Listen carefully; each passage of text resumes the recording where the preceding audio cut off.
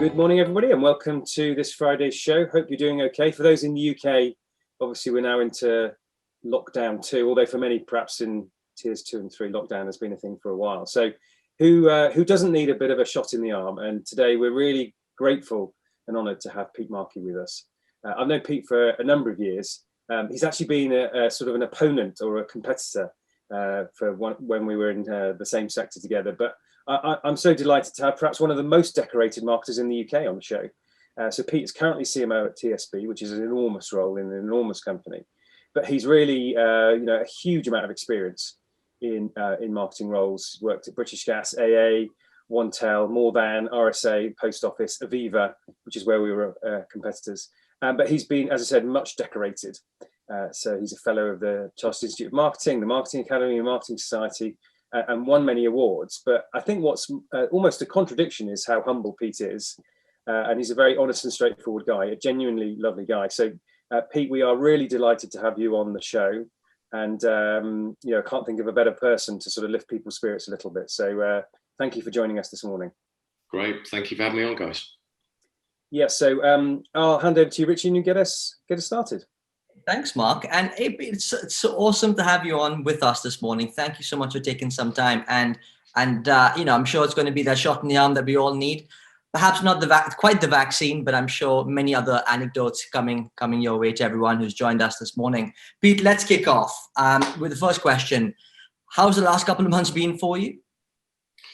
I think it's been interesting and challenging, hasn't it, for all of us? And it's been a period of real adaptation. I've never known, I guess, such pace of change and evolution probably in my entire career or my life, really. So it's been, that early period of lockdown, throwing ourselves into working from home, new ways of working, new ways of connecting, coming out of lockdown, doing bits where you're able to reconnect, get together with people, grab that coffee from Costa I've missed for 6 months, and then we'll find ourselves back in lockdown again. But it's been, the constant theme has been change, I think, Richie, and just change and adapting and keeping fleet of foot and just riding some of that emotional roller coaster, because it's not been an easy few months, has it? I don't think for any of us. No, absolutely. Couldn't agree more with you on that front. Perhaps talk about some of the highs and lows of what you felt, things that you may take away and keep with you when things perhaps go back to our new normal. Yeah, so I think in terms of highs, the human spirit of people coming together, both, I think, as we've seen in the country with the likes of the NHS, but also, for us as a team, we were able to produce TV ads, new assets, get them out in 2 weeks, find new ways to get stuff done. And as a business, just some of the way we, and the industry, banks as a whole, actually being able to meet customer needs during a really difficult time, I think it's been, quite inspiring. So no, I think that's been a real high, the coming togetherness, the spirit of that coming together. I think, where would the lows be? I think it's hard. I think when I get a lot of energy by being around people, and I've really missed that human connection. And video calls are great and they go so far, but I was lucky enough to do it. We were filming some TV ads a couple of weeks ago, and just living in a bubble and being with people again for that week. That I genuinely, at the end of the week, I said, this has been one of the best weeks of my life. And I think one of the reasons it was because it was just amazing, the connection with people again, the energy you got from sitting with people and bouncing ideas and being around people, that somehow I think, remote video access and stuff doesn't quite capture that as well. So I've missed the human contact. So that's probably one of the things I'm looking forward to most when we come through this current period. You talk about best weeks of your life. Is that probably also because you felt like you were on Friends for a week or something?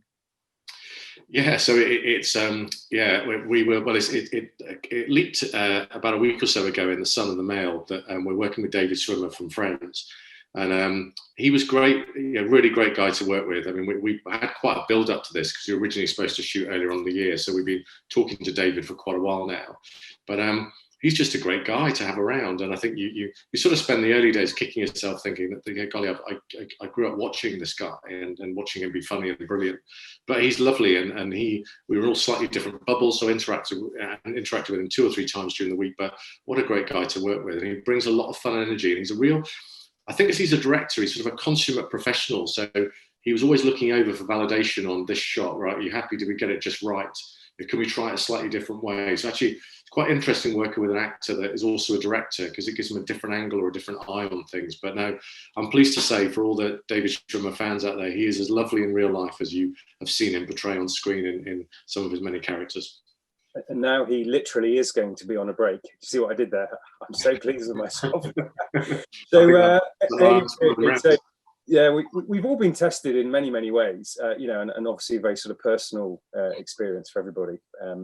But as a leader, you've got a big team. And so as a leader, what do you think you've learned about yourself as a leader through this roller coaster that we've been on? I think the biggest part, Mark, has been, and I think that this is almost inherent in every leader, but often I think as leaders, we forget the balance between the day job of the tasks we're all doing and the very human side of us as people and what motivates us, where we get our energy and what we're doing in our lives. And I think those two things have almost perfectly collided during the last sort of 6, 7, 8 months. And I think that's been good. You know, and actually the early days when, you know, particularly when kids couldn't go to school and you'd be doing calls with team members and kids would be wandering around the background and, you know, stuff going on at home, you kind of go, that just became beautifully normal. And I really like that, because this collision of home and work just had to happen. And it was almost nice to see it happen, you know. And I think, so my learning is we deliberately did things like set boundaries around the working day. So said, look, we won't have calls after a certain time in the day, because that's when people want to sit with their kids and have family tea time. Actually, we'll try not to put calls in around a lunch period. So, yeah, and actually just try and set some boundaries so people could create a divide between work and home, because often it was hard to do that. And then, you know, more of a conscious effort to really watch out for each other. So one-to-ones became half about how you're doing, how's the family, and half about the sort of transactional day-to-day, because it was as important to check in, and still is, on people's mental health and well-being and how people are feeling, as it is about the next campaign or whatever, you know, we're working on. And that particularly struck me when it's always a danger, isn't it? You know, I'm lucky I live in a house, I have a garden, I have my family at home with me. That's not unique to everyone. You know, I've got people in my team that are maybe in a flat on their own, you know, in quite different situations. So people's energy levels and the people around them are quite different for each of us. So that need to watch out for one another has become more important. So it's certainly, you know, for me, I think that collision between homework has been a good thing. And I think for us as a, you know, broader marketing leadership community, it's made us, I think, far more empathetic and far more supportive probably as a team. Not that we weren't before, but I think it's deeper than that level of support from where it was probably a year ago. Yeah. So let's go back to the beginning of this amazing career that you've had and are having. That many people sort of fall into marketing. Others knew that was their sort of their chosen path from their earliest years. What was your route into marketing, Pete? It's an interesting story, Mark. And I've probably not ever told this before, but no, when I went to university to do a degree in corporate communications, I actually wanted to be a journalist or work in broadcasting. And I actually did quite a lot of university radio. I even had my own show on hospital radio. And hospital radio is quite an eye-opener, doing a show on a Sunday. And so I really saw myself in broadcasting. So when I left university, I had a choice, actually, because I looked at going into public relations. I got offered a job in a top PR firm called Conan Wolf, I think still based in London, in Farringdon area. And the chance was go in, do that. I had to go and do a proper interview and a presentation, got selected. And my then girlfriend at the time, who's now my wife of 23 years, was staying on in Southampton. I had this sort of dilemma of, do I stay in Southampton and make this relationship work? Or do I go and do this high-flying career in PR? And I turned the PR job down to stay with my girlfriend, which at the time people thought I was nuts. And so I ended up working in British Gas in the call centre just to earn some money. So I literally finished uni, I turned this big job down, went to work answering phones at British Gas. And actually through my time at British Gas, I just threw myself into working with the PR and comms team. So I used to write articles for the Staff magazine. I then was involved in training people on a new billing system. And through that, I was able to apply for a job in marketing. And my first job was a marketing analyst, analysing the performance of British Gas's campaigns and their sales activity. And that got me into a wider marketing career in British Gas. So interesting, whilst my degree was about marketing, I kind of fell into it by virtue of that time at British Gas. And when I started at British Gas, I genuinely thought, this is a summer job. I'll do it for a few months until the next thing sort of comes along. But no, I sort of stayed in Southampton for different reasons, and the career sort of went in a different direction as a result. But I've no regrets. It's been a good move. I love that. I love that thought that actually, you know, this all of us sort of almost been primed, especially sort of living in London, to kind of follow the career and, to kind of get into the rat race and climb the ladder. And actually, the success that you've had has actually come through almost following something very different, a very different motivation as to how you actually came and did and went in and kind of, started on a different path. And I think that probably is very refreshing for a lot of people out there. And certainly is for me, that actually it doesn't always have to be always about the career. It could be about other things that actually help. And then the career kind of actually, as your perfect demonstration of, comes to life beautifully. Pete, I've got a question from Tim Roberts, and he talks about the notion that you've obviously changed sectors a number of different times.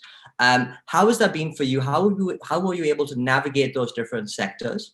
And what advice would you have for people in that area? Yeah, great question. Really good one. I think for me, there's a danger sometimes in being pigeonholed in certain areas. It doesn't mean don't stay in a job a long time. I mean, I spent 8 years in my initial period of working in insurance, and I love insurance. And I know Mark's doing a brilliant job at Direct Line. It's a great sector to be in. For me, I always saw my career being more about being a marketer who happens to work in certain industries rather than a career professional in a certain sector. So as I say, I found my way into utilities and love that. But the business I worked in, Centrica, didn't just own British Gas, they owned the AA, they owned a telco company, OneTel. So, often you find if you work in a company that is like a group, you can move within that group, which is really effective way, I think, of giving yourself knowledge of different sectors. So from selling, it's always the rock and roll industries I started in, from selling energy cover and British Gas sold this product called kitchen appliance cover, which was CAC for short. So we used to say, how many CAC sales could you make? So the kitchen appliance cover, HEC home electrical cover, then into breakdown cover, then into broadband and mobile, all in the same company. But the move to insurance after that was a really conscious one, to want to work in a different sector that was quite different to utilities, quite different to broadband and mobile. So I've always viewed those moves as being a chance to stretch yourself, plus also, I guess, not be overly typecast. And that's like a description for actors, but I've never wanted to be typecast to going, there's Pete Markey, he's the utilities marketer, or he's the insurance marketer. I want to be good in those areas, but I want to have enough breadth in my career and what I'm doing that I can move between sectors and do slightly different things. And so probably the biggest example of that was moving to post office to get retail experience, to go and work in a retail environment with a business with 11,500 outlets, just to have a different, and working retail is quite different. It's a different trading environment. It's a different rhythm. So I'd encourage everyone to look for diversity in their career, but it doesn't mean that staying in a business for a long period is wrong. As I say, my 8 years at Royal Sun Alliance were incredible. I loved it, and I wouldn't have changed it for the world. But there are moments when, for me personally, I felt it was right to get different experience and to stretch myself a bit more. Yeah, I'm just going to leap back one moment to say what a lovely story about you essentially cementing your future life partner through that decision, and you must have accumulated infinite brownie points through that very act. I must say. So you were playing the long game, I guess. So. I must have been. It was scary though, Mark. I remember I was in a house with 4 other people at the time, and one guy said to me, he said, Pete, you've blown it. You've completely blown your career. And that stays with you. You have a moment of like, what have I done? Although look, it's very easy hindsight, isn't it? You look back and go, all the right choices at the time. It's blooming scary. But, sometimes isn't it a head and heart, isn't it, Mark? And I think there's moments when actually it's right to run with your heart. Maybe your head follows after. Do you know, that's such a good thing you said out loud there, which is that some decisions are made from the head, some from the heart. And I think actually the process in your own mind of recognizing and registering whether I want to make a head or a heart-based decision often can liberate some of the most toughest life decisions we have. So that would be very helpful for everybody to hear. So you in the rearview mirror, it looks extremely well orchestrated, and I'm sure it was. But are there any times when it didn't go to plan, you had a setback, or felt out of your depth in some way? Yeah, I mean, I've actually been made redundant in my career 3 times. Twice I was happy about, and one that wasn't, desirable. And so if I focus on that one to start with, I had this career at British Gas, and it felt like things were going on the up. I was in the marketing team. I'd then done brand. I'd done digital and direct, and I got offered a job at the AA. And actually, the AA had decided to get into golf, which is slightly odd for a business that fixes cars by the side of the road. But they had this project called Golf England. And the chairman of the AA liked golf. So he did a deal with the English Golf Union to set this entity up to go and basically sell a loyalty scheme into golf clubs. And it was just a train wreck of a project. And I took it for two reasons. One is because I wanted to work in a different sector, but it actually was very near my home. My son had just been born, and it was like great, a 10-minute car ride. I was previously driving like nearly 2 hours each way each day. And so it sort of fitted lifestyle-wise. But the project was just a disaster. It was underfunded.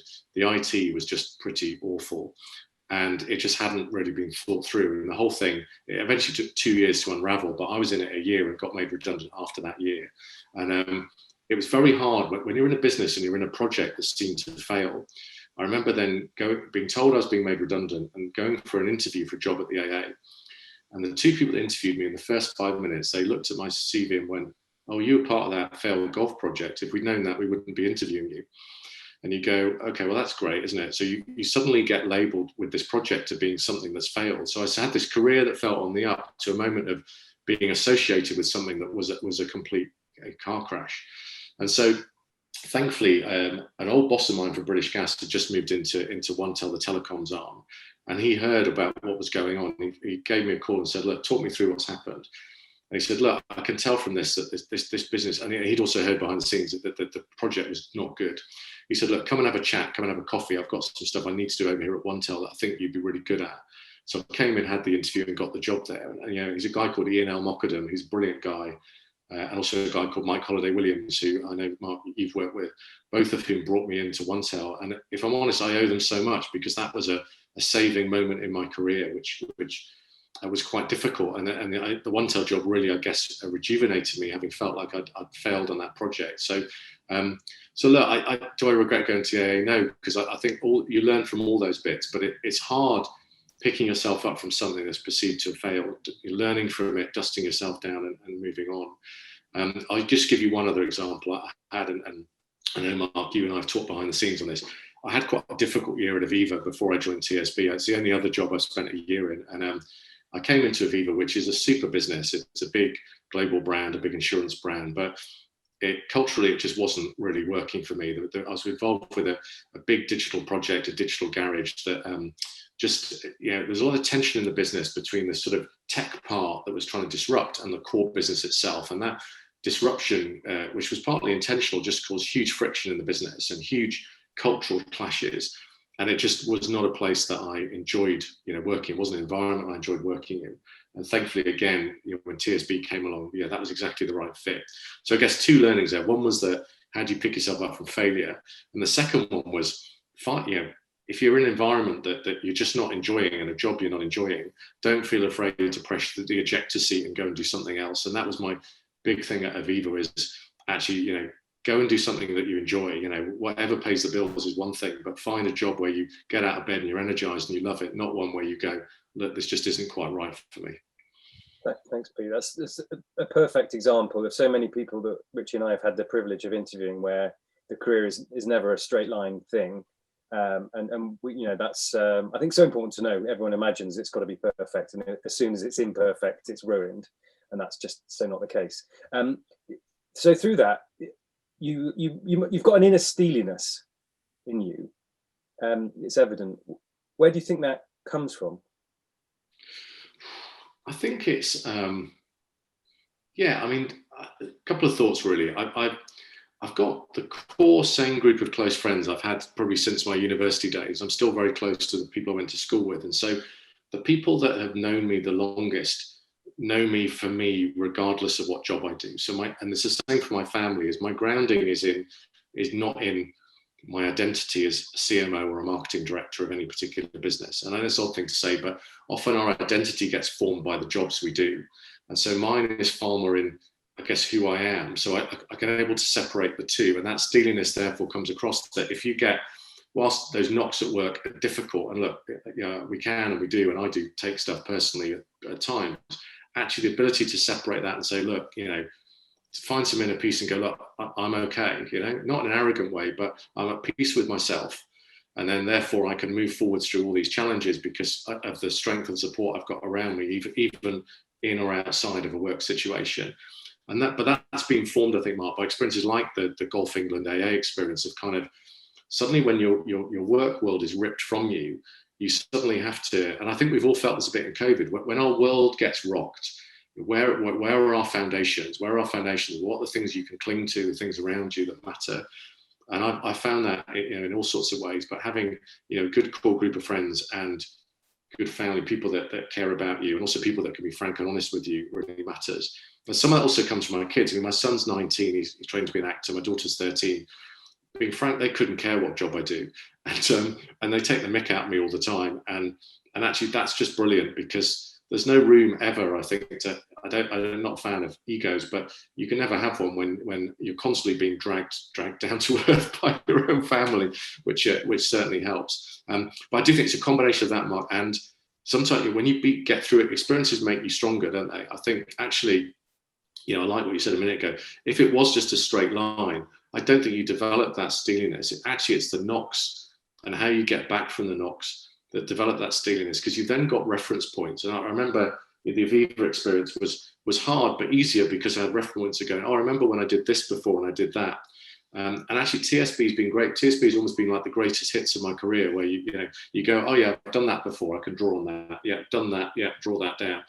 And actually, the longer you go in your career, whilst every new job and opportunity is challenging, there are more and more reference points you can draw off of things or experiences. It's the same when you work with difficult people. You go, I've worked with someone like you before. I remember when I did this and this, and all those things become slightly easier when you have those reference points in mind. Peter, that's some lovely insights right there, and it's clearly evident that you have, as you demonstrated, sort of an inner peace. But of course, you don't take yourself too seriously either. And as part of that, you wanted to kind of stretch yourself even further and take on the improv stuff that you did, I guess, perhaps this time last year, something around this time when you went on a full-blown production with a number of other CMOs and marketing directors. Why, what, and how did you decide to go into that? Yeah, it's another bad one, Richie, this one. So I was queuing up to buy my annual rail pass at my local station, which is a very boring job if you ever have to do it. And there's a poster on the wall about come and learn improv comedy at the local theatre. And our local theatre, the Archway, is based underneath the archway of the station. So it's literally right there. And I looked and thought, you know what, I'm up for that. And there was a couple of reasons. One is that it had at that point been 10 years since I finished my MBA, and I was sort of in the mode of kind of, right, should I do more learning again, more academic stuff? But I sort of thought no, because the MBA nearly finished me off. And the second reason is because my son's an actor. I didn't want to tread on his toes, but I thought, I've always had a good relationship with him, but how can I build a bridge as he's growing up into his world of doing something that he does, but isn't quite what he does? And so I went for the first lesson and fell in love with it. And improv, for people that don't know, so stand-up is quite different. Stand-up is where you have a routine, you write, you deliver that, and you're on your own, basically. And so you kind of succeed or you don't succeed, based on how good your material is. Whereas with improv, it is all improvised. So you might have techniques you use, but the whole setting of who are you, where are you, who are you talking to, what's this about, is all quite literally made up on the spot. And so I've fallen in love with it, Richie, as a craft, because it's about thinking on your feet, but it's also about working with others. It's not a selfish craft, whereas I think stand-up is about you, not that that's selfish, but the spotlight's on you. And improv, the spotlight's on the group of you. And if you're doing a scene and you try and dominate it, then the whole scene fails. So as an example, Richie, if you and I were doing a scene together and you said, Pete, it's brilliant being on the beach, and I said, Richie, no, it's not, I hate the beach, I've just killed the scene.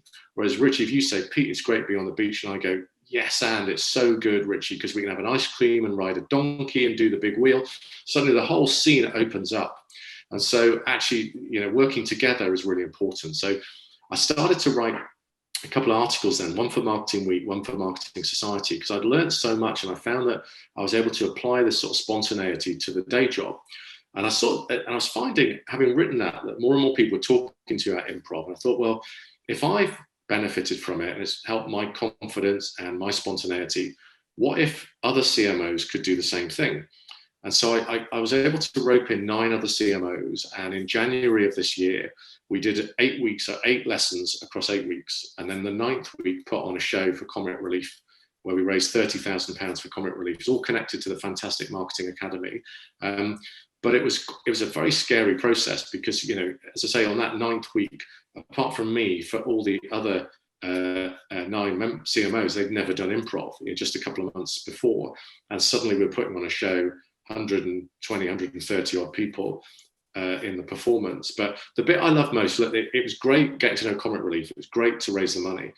But what I loved was the learning journey of seeing what happened to people through the process, and people saying, actually, I feel happier because I'm doing this, and it's giving me different things to talk about at home, or and that whole journey and experience for people was amazing. And we've become a very close knit group. We've got our own WhatsApp group, and the people who were part of this journey are very, very good friends of mine now. And that's part of the beauty, I think, of improv. And so I'll give you just one final anecdote, Richie, that we had one lesson. I thought the group would bond in about 4 weeks. I thought I'd give it time, walked away from lesson one. Bearing in mind, most of these people had never met before, walking out of McCann, where we did the lessons, and McCann's old office, and people talking to one another going, that was so good. I feel like I've known you for years. And actually what's funny is they barely had no conversation about what job do you do, where do you live, what do you do, etc. It was all about having fun, laughing with each other, and learning a common skill. So there's a lot to be said for that, to build confidence and build connection relationships. So I know it won't be everyone's cup of tea, but if you want to learn something new, improv comedy is a beautiful skill. And actually there are a lot of these fantastic theatre groups who are doing this online at the moment. So Dingbats Improv, who I'm involved with, do lessons every Monday night. It's only £5. It's online. It's on Zoom if people are interested. And there are other courses like that. There's the May Days down in Brighton. So if people are interested, it's just a great skill to have. I've also found, Richie, that it's something people have wanted to talk to me about because it's different and because it's interesting and because for a lot of people it's quite scary. But look, I think doing something scary is not a bad thing. I think all these things stretch you and help your development journey. So Pete, I never thought of it like that. Stand-up is potentially quite a sort of a negative, a yes but, whereas improv is more of a yes and so it seems so uplifting in a way. I was at the show that you did. It's absolutely brilliant. All credit to you. And I would also remember it for another thing. That was the first time when I was pre-lockdown, where I met somebody and they wouldn't shake my hand because of this COVID thing was coming. I remember thinking, weirdo. And then look where we are. We haven't been in an office for 7 months. So anyway, they were ahead of me. We've got a really good question from Richard Brown. Hi, Richard. Long time no see. Hi, Pete. Do you think that increased empathy and concern you talked about in relation to your team over the year has made you all better marketers? Maybe more seeing your targets as people rather than customers. Well, that's a great question, Richard. Yeah, I like that. Yeah, I guess the journey sort of flowed together, really. So what they sort of flowed on top of each other rather than one leading to the other. So at that same time, as I was describing earlier on, our marketing was shifting gear to focus far more on helping customers. Not that we weren't before, but when you've got quite a big acquisition gear that you're driving, to shift that completely into customer support was quite a move for the team. So we weren't unique in this, but we filmed ads in people's homes using our staff. We didn't do it on Zoom. We sent high quality camera equipment in. There was a director the other side of the screen directing people. And also just, we use social listening and research to determine the key themes of what to talk to customers about. And that involved letters, emails, SMS. We launched this chat facility, TSB Smart Agent Online. We put our 3 ads in rotation out there as well with our TSB colleagues front and center stage. And we did see a big positive shift in trust and empathy scores as a result. So I think it was the two things overlapping. I think for that whole period, we've become that way, but also our communications have shifted gear in that direction more as well, and more and more towards customer support, which I think particularly through that early part of lockdown was so key and remains key now. That's great. That's a great thinking there, Pete. I actually want to turn the conversation a little bit towards sort of what people are saying is the lost generation now in these current times. And, I see it's completely tragic that a lot of young people have either had their opportunities pulled from under the carpet, or actually those opportunities just disappear in its entirety. And I wanted to get your thoughts on, if you were giving advice to young people today about forging ahead in a career in these times, especially with this sort of, this clearly virtual thing that's happening, what kind of things would you say to them? Yeah, I'm with you, Richard. I share that concern. I mean, we've just got involved with the Marketing Academy Foundation, who bring people from difficult, challenging backgrounds into marketing. So we're going to have 2 apprentices starting in the TSB team from January. And if people don't know about the Marketing Academy Foundation, find out about it, because it's just a great way of getting people into marketing. I still think marketing is a brilliant career to get into, particularly because there are so many ways into it, whether it's the creative industry side or even media and data now. So I think I'd find your sweet spot of the thing you're most interested in and double down on it at the moment. I think for me, the area that excites me most in the industry is about data, digital analytics, but it doesn't mean that's exclusively what it's about. There's still a huge need for great research professionals, great experts in brand, creative and strategy. And strategy more important, I think, than ever. So advice would be double down on it, but look for those roles, look for those opportunities that, again, are going to stretch you and give you breadth in your career. So get really good at what you do, but look for those opportunities where you can learn in other ways around the business. The best marketers I've worked with are incredibly curious at whatever level they are about the business they're in, and look for opportunities to learn and get involved with projects. And I talk a lot to my own team about ripping up your job description, and by that I mean not to be disrespectful, but don't. Often I think job descriptions are seen as people draw a thick black line with a Sharpie around it and go, I do this job and that's it. I think it's really dangerous. My view is that's a guardrail. So yeah, that's what you're doing, but ultimately, where else can you add value? What other impact can you have in a business? What other opportunities can you make, both to expand your career but make your mark on the business? So I'll share a slightly silly story from my time at British Gas. But I'd gone into British Gas. I was a junior analyst in the business. I was working in the head office in Staines on London Road at the time. And I was working very closely with the internal comms team, because we sat next to each other.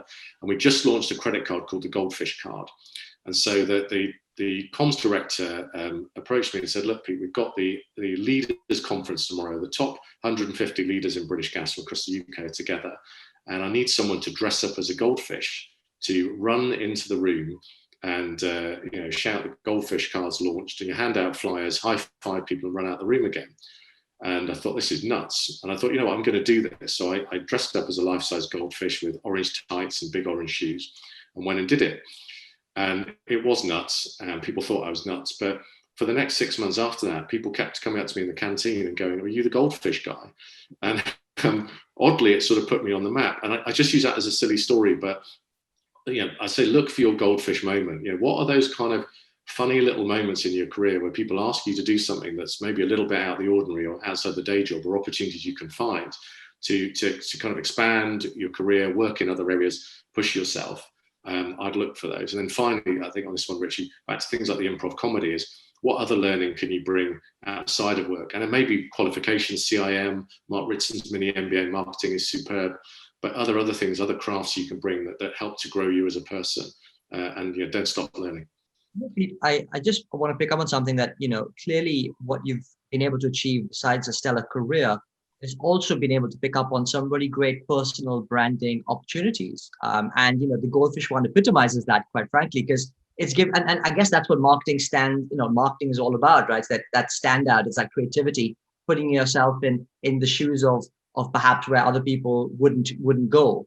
So do you have any sort of hints, tips around, say, personal branding, standing out, and perhaps even guerrilla ways of being able to navigate yourself into organizations and situations that perhaps a formal job application would never give you?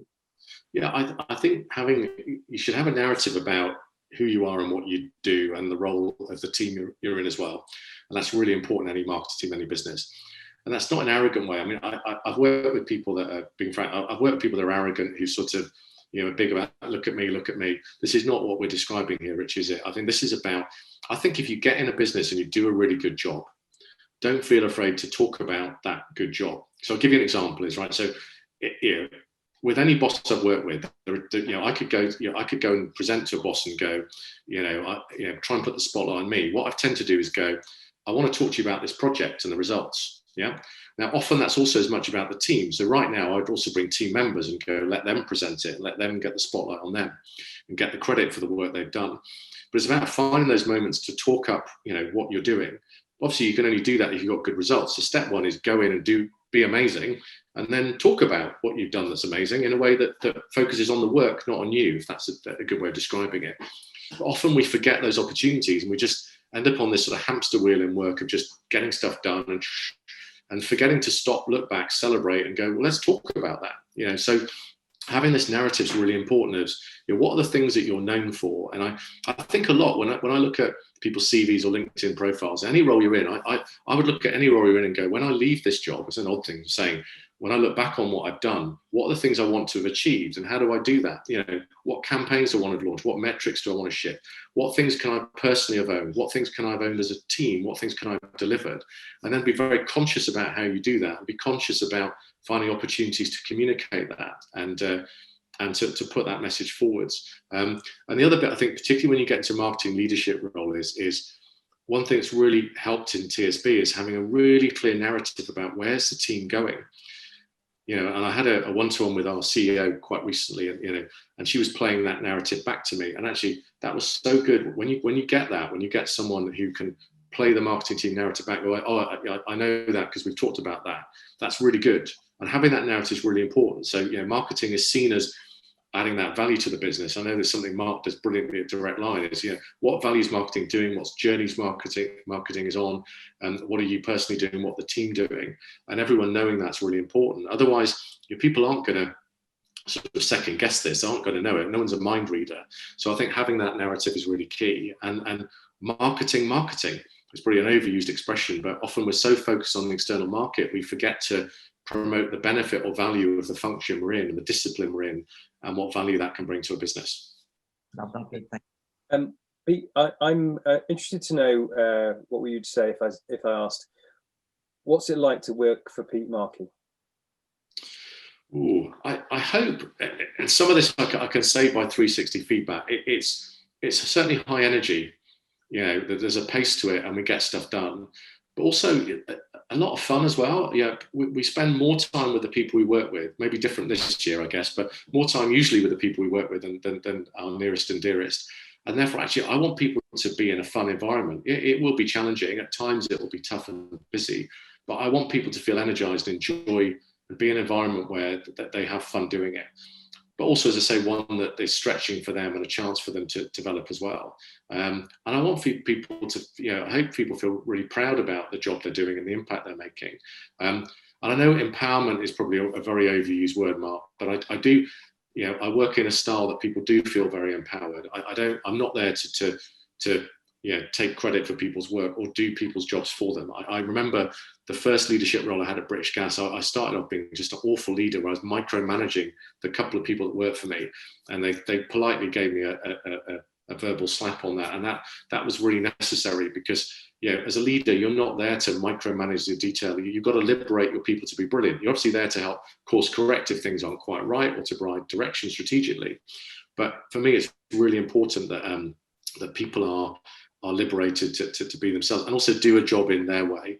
One of the things that I hope people say is I've got a diverse leadership team where they're all quite different, and that's good. And I value that difference of opinion. And people are in my leadership team and the wider team not afraid to speak up. I've got an environment where if you don't agree with something, let's have a conversation about it. Let's talk it through because I haven't got sort of this autonomy on being right all the time. I won't get things right all the time, and I'd rather people came and challenged me over stuff and we worked through it than someone said, oh, this thing's happened and I wish I told you that 3 weeks ago. So it's very open, it's very empowering, it's high energy, it's tough but rewarding, and it's fun. And that's the main environment that I hope people would validate is what we've created, especially at TSB. Super, thank you. We've got two key questions coming through that I just want to try and get some of the responses to. First one, and they're quite diverse questions, so try and keep them brief because we're running short on time. So the first one is from Vince Lamprey. Vince, by the way, great to see your name pop up on the show. So the first one is, hi Pete, some great insights and stories. Thank you. Do you find bringing some of your real life experience is helpful when working with people in your team who are facing challenges or struggling to find their direction? So question A. And the next one is from Barney. Barney, lovely to see you as well. So you wrote for Campaign recently about how data and technology are now allowing marketers to do things that they've been wanting to do for 20 plus years. Are we entering a new golden era of marketing? Great. I'll start with that one first and work my way back to the other one. Yes, I think we are, Richie. I think technology platforms like Adobe, Salesforce, Thunderhead. You've got some great technologies now that are properly giving real-time customer experiences. And I'm really excited about where we're going next. I think for the opportunity to create really relevant real-time connections with customers and communications that are more targeted and more relevant than ever. The caveat to that golden age is that I don't believe in a world where, you know, AI is going to take over everything and the craft of a marketer will disappear. You know, and I think the danger, and I saw this happen at Aviva after I left, is that there's a danger when we focus so much on this great world of digital and data, the brand gets forgotten about and everyone obsesses about the funnel and optimization, and all those things really matter. But I would never do that to the detriment of the importance of investment in your brand and brand health and investment in the wider customer experience. These are all levers you've got to work together on. So it is a golden age, but it's only a golden age if we don't take the craft of marketing. If we take the craft of marketing and put it in the bin, it's not a golden age just for the sake of data. You've got to, you know, this is about making the craft of marketing sharper and better. So that's the answer to question one. The original question, again, a super question. I think you've got to bring yourself to work and be authentic. I remember early on in my career at British Gas, I got so into, you know, being really good at my job. Someone bought me a postcard of C3PO, and I was only a couple of years in my career, and they were being joking, but it's given to me saying, you're like a robot. You just kind of, you come in, you process and get stuff done. And I really took that to heart and went, you know what? That's a bit crap, isn't it? Being C3PO. I don't want to be a robot. Actually, I've got to be a person. And that really challenged me to go, well, how much more of my, my life and me I'm bringing to work. So look, I think you have to bring your true self to work. You have to be authentic. And actually, people want to work for people. They don't want to work for robots, do they? So I think that's our opportunity to be human every day. Wonderful, Pete. So many gems, as ever, with the amazing guests that we're very lucky to have on. The time goes by in a flash, far too quick. We could have chatted for a lot longer, but yeah, as I said, so many gems, and lovely to get an insight behind the person behind the career. So much. Thank you so much for having the time for us today. Right. Thank you, guys. Thank you. Just as a quick outro, next week we have Victoria Fox, CEO of AAR, who help clients to find their edge to achieve growth in creative ways. So many of you will know AAR. Victoria was 20 years agency side. She's on the exec committee of WACL, Women in Advertising Communications in London, and has also been a global champion of women in business by the Financial Times 2 years in a row, which I think is a unique accolade. So Victoria will be another amazing guest. But for now, thank you so much, Pete. It's been a privilege to have you on, and everyone have a great and safe weekend. Thanks for joining.